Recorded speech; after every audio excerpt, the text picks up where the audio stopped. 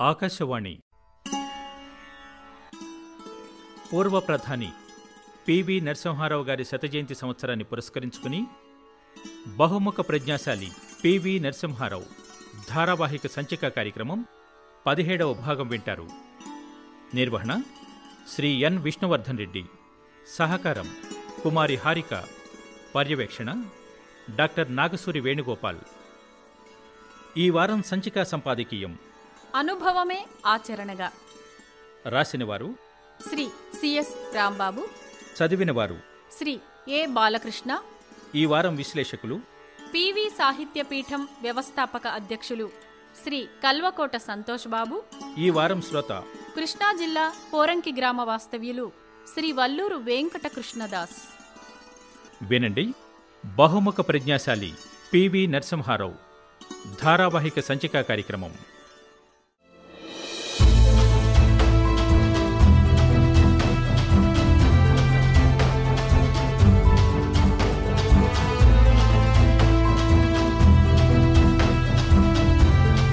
బహుముఖ ప్రజ్ఞాశాలి పివి నరసింహారావు.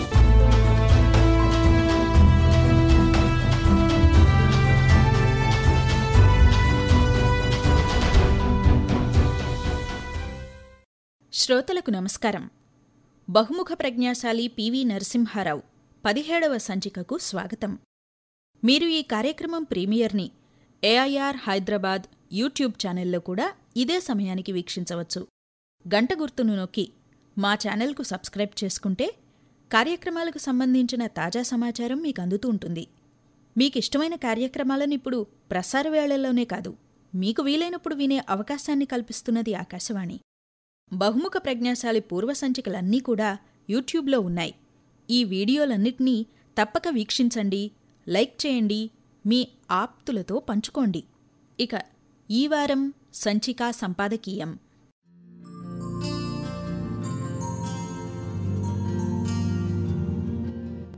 ఆత్మ పరిశీలన చేసుకునే అవకాశం కలిగినప్పుడు దాన్ని వినియోగించుకునేవారు మరో ముందడుగేస్తారు. జీవితమనే పాఠశాలలో ఇంకో పాఠాన్ని నేర్చుకుంటారు.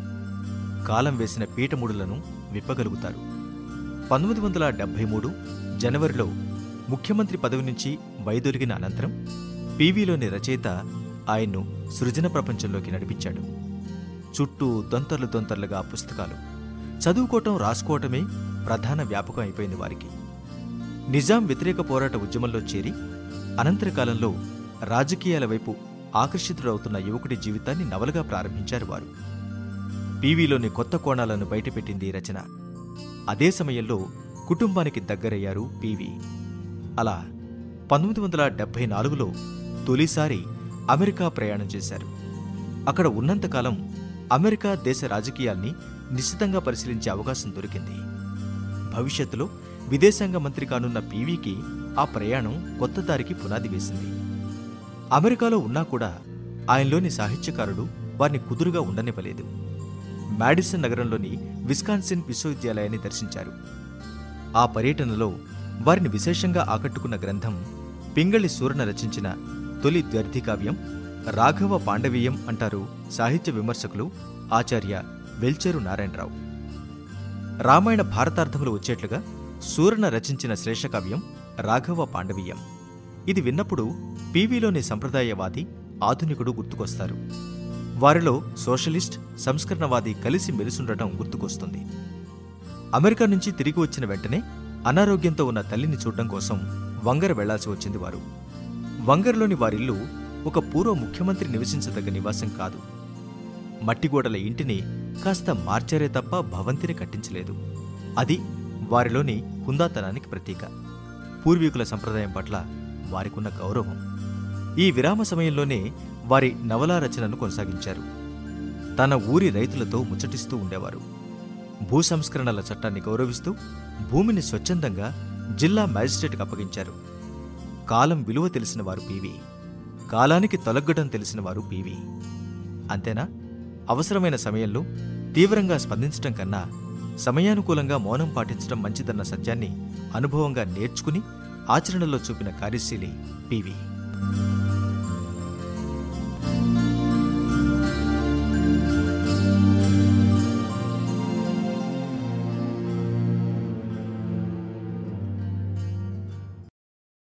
బ్యాంకు అధికారిగా 2013లో పదవీ విరమణ పొంది పివి నరసింహారావు గారి పట్ల అపార అభిమానంతో 5 ఏళ్ల క్రిందట కరీంనగర్లో పివి సాహిత్య పీఠం అనే ఒక సంస్థను స్థాపించారు. ప్రతి ఏటా పివి నరసింహారావు గారి జన్మదినం సందర్భంగా సాహితీ కార్యక్రమాలను నిర్వహించి సాహితీవేత్తలను సన్మానిస్తూ ఉంటారు. వారి పేరు కల్వకోట వెంకట సంతోష్ బాబు. వారు స్వయంగా కవి, రచయిత కూడా. 10 వచన కవితా సంకలనాలు ప్రచురించారు.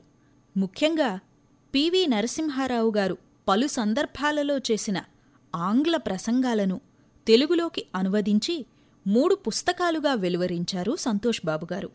పివి జీవితం, వ్యక్తిత్వం గురించి సమగ్ర చిత్రణ చేస్తున్నారు వారి ప్రసంగంలో. భారత మాజీ ప్రధాని స్వర్గీయ పివి నరసింహారావు గారి శత జయంతి వేడుకల్లో భాగంగా ఆకాశవాణి హైదరాబాద్ కేంద్రం నిర్వహిస్తున్న ఈ కార్యక్రమం ఎంతో అభినందనీయమైంది. కార్యక్రమ రూపకర్తలకు, కార్యక్రమ నిర్వహణలో పాలు పంచుకుంటున్న మిత్రులందరికీ నా అభినందనలు.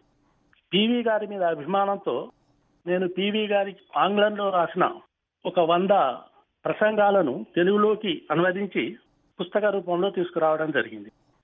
నా పివి సాహిత్య పీఠం సంస్థ నిర్వహణలో నాకు సాహితీ సంస్థల సభ్యులు, పివి కుటుంబ సభ్యులు పివి ప్రభాకరరావు గారు, సురభి వాణిదేవి గారు, పివిఆర్ కశ్యప్ గారు కూడా నాకు చాలా సహకారాన్ని అందిస్తున్నారు.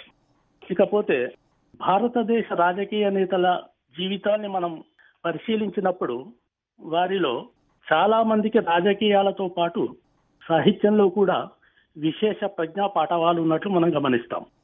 మహాత్మా గాంధీ, జవహర్లాల్ నెహ్రూ, సి రాజగోపాలాచారి, సర్వేపల్లి రాధాకృష్ణన్, సరోజినీ నాయుడు, కెఎం మున్షి, అటల్ బిహారీ వాజ్పేయి లాంటి వారిని మనం ప్రత్యేకంగా చెప్పుకోవచ్చును.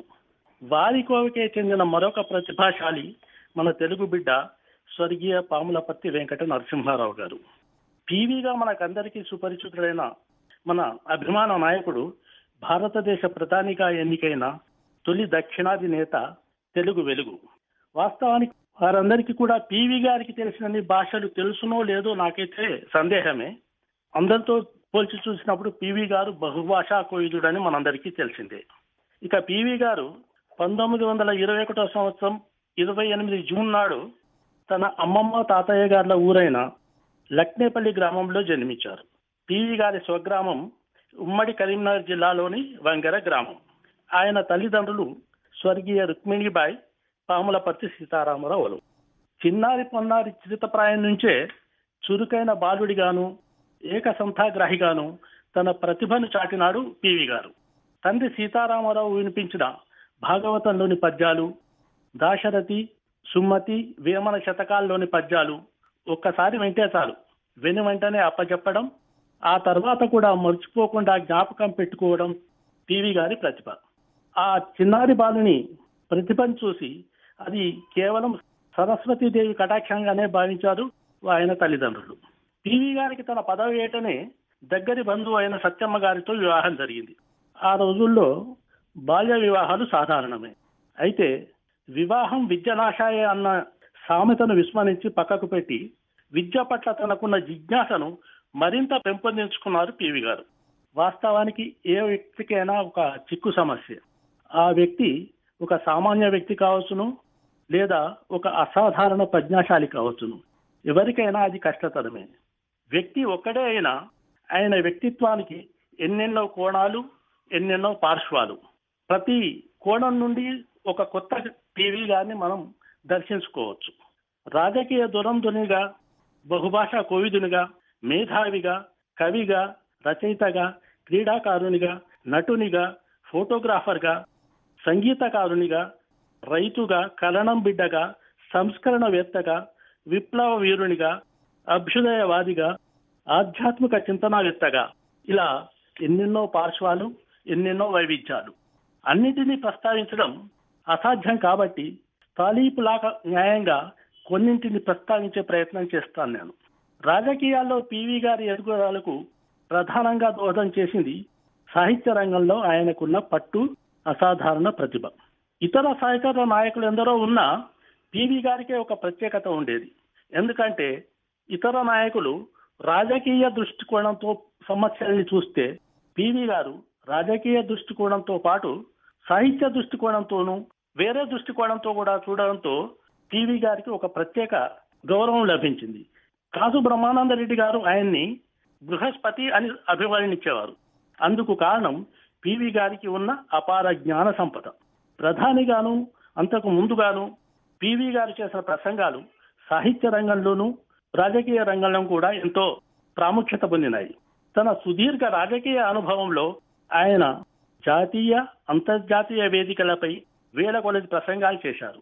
దేని ప్రత్యేకత దానికే, దేని విశిష్టత దానికే. ఆయన ఎంచుకునే పదాల సొబగులు, వాక్యాల పొందిక శ్రోతల్ని పాఠకుల్ని మంత్రముగ్ధుల్ని చేస్తాయి. సాధారణ వ్యక్తులు ఒక 10 మాటల్లో చెప్పే విషయాన్ని పివి గారు 1-2 మాటల్లోనే చెప్పగలరు. అది పదాల పట్ల, భాష పట్ల ఆయనకున్న పట్టును మనకు తెలియజేస్తుంది. పివి గారు ఒక జ్ఞాన రత్నాకరుడు, ఒక ఎన్సైక్లోపీడియా అన్నది మనం భావించవచ్చు. పివి గారి ప్రసంగాలలో కొన్ని మనం ఉదాహరణగా తీసుకున్నప్పుడు 5వ జనవరి 1995 నాడు తంజావూరులో ఆయన 8వ ప్రపంచ తమిళ మహాసభల ముగింపు సమావేశంలో ముఖ్య అతిథిగా పాల్గొన్నాడు. ఆ ప్రసంగంలో తమిళుల చరిత్ర, సాహిత్యము, సంగీతము, సాంస్కృతిక వైభవం, తమిళ దేవాలయాల ప్రత్యేక నిర్మాణ శైలి ఇలాంటి ఎన్నో విషయాలను పివి గారు ఆ ప్రసంగంలో ప్రస్తావించారు. అదేవిధంగా పంజాబీయుల విలక్షణ సంస్కృతి అంటూ ఒక ప్రసంగం చేశారు పివి గారు. ఆ ప్రసంగంలో దేశ రక్షణలోనూ, జాతీయవాదంలోనూ, లౌకికవాదంలోనూ పంజాబీయులు నిర్వహిస్తున్న పాత్రను ఎంతో ప్రశంసించారు. దేశభక్తికి, నిజాయితీకి, కష్టపడే మనస్తత్వానికి పంజాబీయులే దేశంలో మొదటి స్థానంలో ఉంటారని ప్రశంసించారు. అదేవిధంగా ప్రముఖ కవయిత్రి జయప్రభ గారి అనుకోని అనురాగం, ఇతర ప్రేమ కవితలు అనే తెలుగు కవితల్ని unforeseen affection and other poems అనే పేరుతో ఆంగ్లంలోకి అనువాదం చేశారు పివి గారు. ఈ పుస్తకంలోని పివి గారి పీఠికను చదివితే తెలుగు భాషలోని ఎన్నో విశిష్ట వివరాలు మనకు తెలుస్తాయి. ఈ పీఠికను పివి గారు జూన్ 2004 నాడు రాసినట్టు తెలుస్తుంది.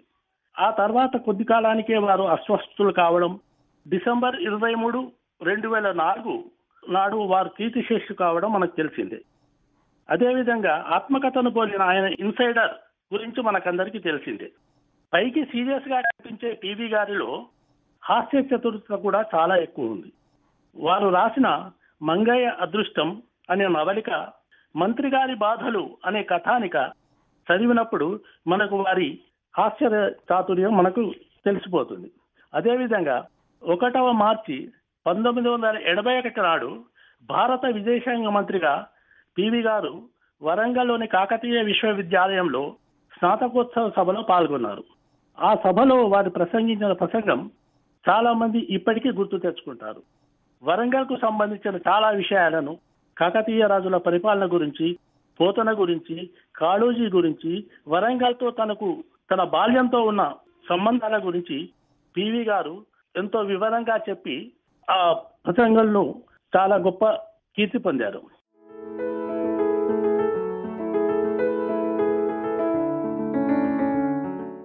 ప్రధానిగా పివి పలు దేశాన్ని సందర్శించారు. ఏ దేశానికి వెళ్ళినా ఆయనకు ఘన స్వాగతం లభించేది. అందుకు ప్రధాన కారణం, అంతకు ముందే ఆయనే విదేశాంగ మంత్రిగా పలు దేశాధినేతలతో తన సంబంధాన్ని పెంపొందించుకున్నాడు. ఏ దేశానికి వెళ్ళినా ఆ దేశ భాషలో మాట్లాడడం వల్ల ఆయనకు ఆ దేశాది నేతలతోటి ఒక చక్కని సంబంధం ఏర్పడింది. ప్రతి దేశపు అధినేత పివి గారు తన దేశానికి చెందిన వాడే అని భావించేవారు. అది ఆయనకు ఒక ప్లస్ పాయింట్ గా మారింది. అదేవిధంగా ఏ దేశం ఎగినా ఎందుకు కాలాడినా పొగడరా నీ తల్లి భూమి భారతిని అన్న మహాకవి మాటల్ని పివి గారు ఎప్పుడూ విస్మరించలేదు. ఏ దేశానికి వెళ్ళినా సమయానుకూలంగా భారతదేశపు ఔన్నత్యం గురించి, సంస్కృతి గురించి ఎప్పటికప్పుడు వారు వివరిస్తూనే ఉండేవారు. అదేవిధంగా భారతదేశం ఎంతో ఆర్థిక పరిస్థితుల్లో ఎన్నో ఇబ్బందులున్న సమయంలో పివి గారు ప్రధానమంత్రి పదవి చేపట్టారు. అయితే ఆయన ఏ దేశానికి వెళ్ళినా మాకు రుణాలు ఇవ్వండి అంటూ ప్రాధేయపడలేదు. ఎందుకంటే అప్పులు తీసుకుంటే వడ్డీలు తప్పవు, కొన్నిసార్లు అసలు కంటే వడ్డీ ఎక్కువ అవుతుంది. అందుకని అప్పులకు ప్రత్యామ్నాయంగా పివి గారు, మీరు మా దేశంలో పెట్టుబడులు పెట్టండి, విదేశీ పెట్టుబడులకు మేము స్వాగతిస్తున్నాం. మా దేశంలో పెట్టుబడులు పెట్టండి. మీకు కావాల్సిన అన్ని మౌలిక సదుపాయాన్ని కల్పిస్తాం. మీ పెట్టుబడులకు మేము భద్రత కల్పిస్తాం. మా దగ్గర ప్రకృతి వనరులు ఉన్నాయి. నిపుణులైన విద్యావంతులైన మానవ శక్తి ఉంది. మీరు మేము కలిసి భాగస్వాములం అవుదాం. వచ్చిన ఫలితాలలో మీకు రావాల్సిన న్యాయసమ్మతమైన లాభాలన్నీ మీరు నిరభ్యంతరంగా మీరు తీసుకువెళ్ళండి అని చెప్పేవారు పివి.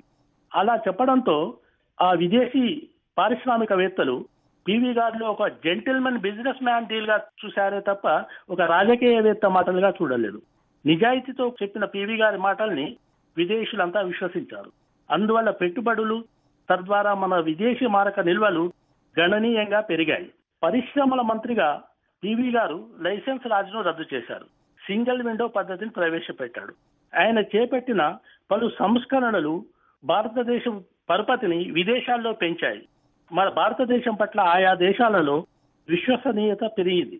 వివిధ దేశాలతో అగ్రనేతలతో చర్చించినప్పుడు పివి గారు ద్వైపాక్షిక సంబంధాలు, అంతర్జాతీయ సమస్యలు, నిరాయుధీకరణ, అణ్వాయుధాల వినియోగ నియంత్రణ, పర్యావరణ పరిరక్షణ లాంటి పలు అంశాలపై చర్చించేవారు.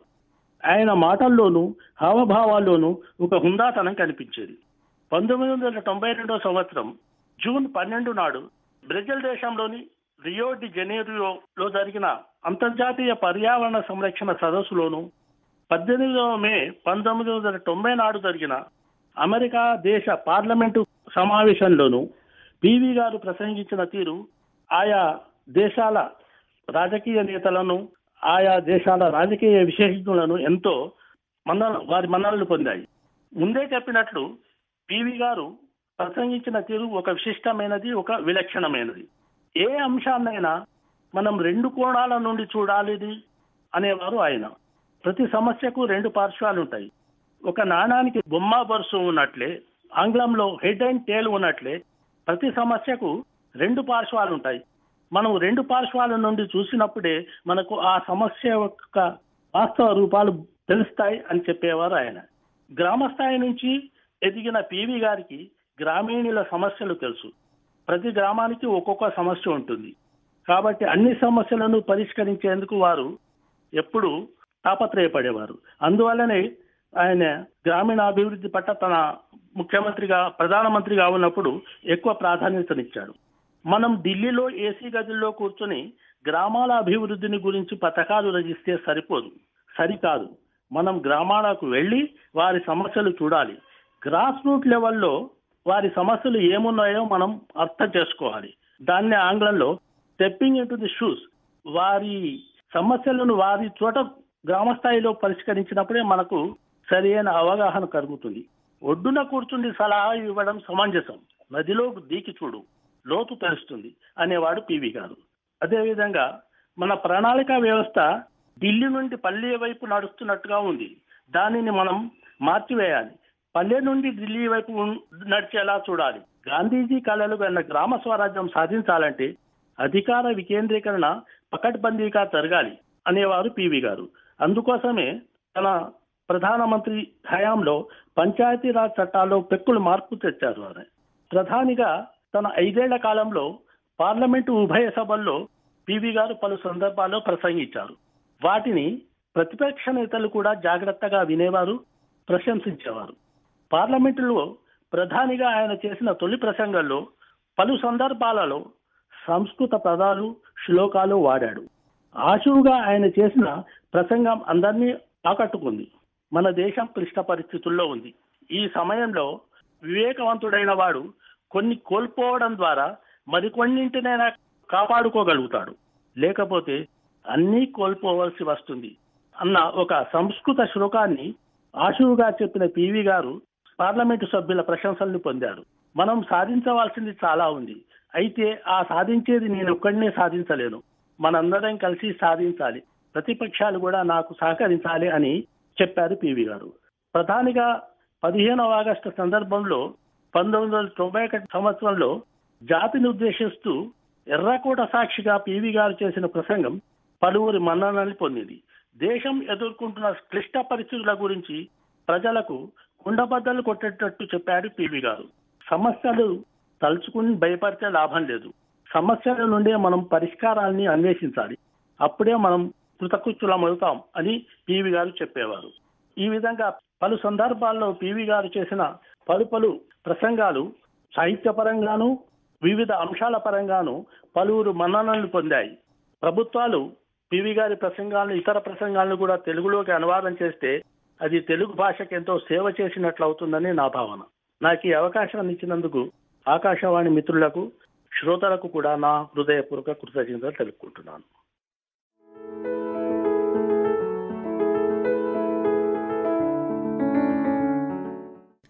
పివి నరసింహారావు గారి ప్రసంగాల గురించి, వారు దౌత్య సంబంధాల్లో సాధించిన విజయాల గురించి ఇంతవరకు ప్రసంగించినవారు శ్రీ కల్వకోట వెంకట సంతోష్ బాబు.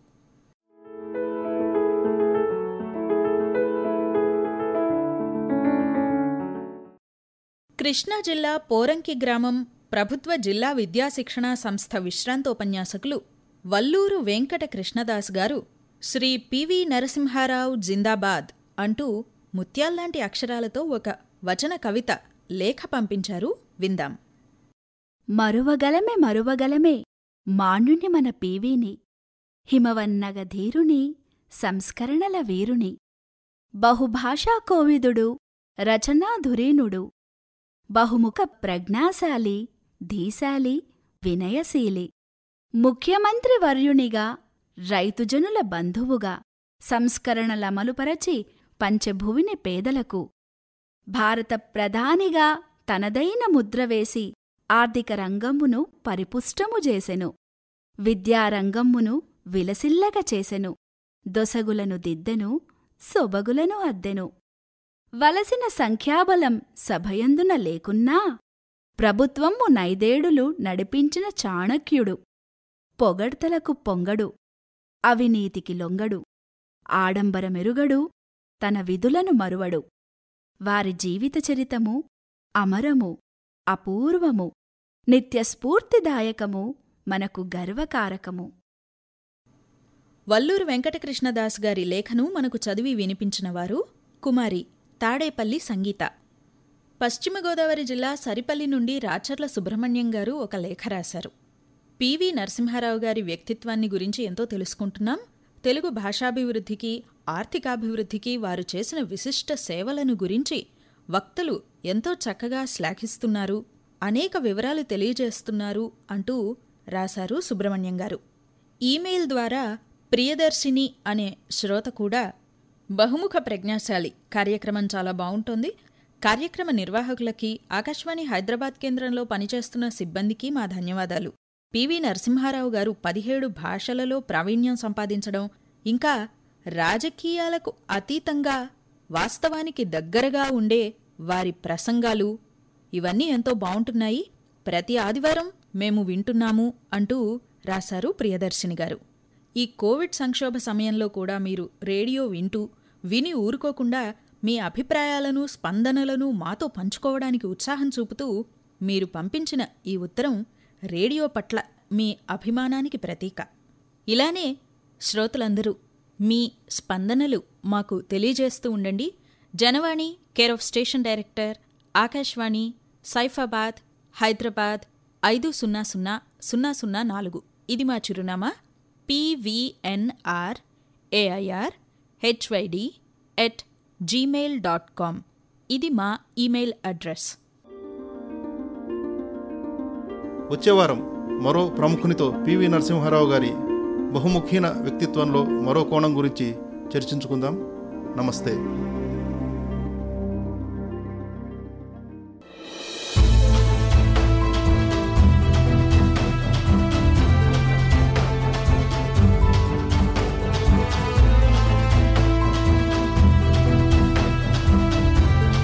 బహుముఖ ప్రజ్ఞాశాలి పివి నరసింహారావు.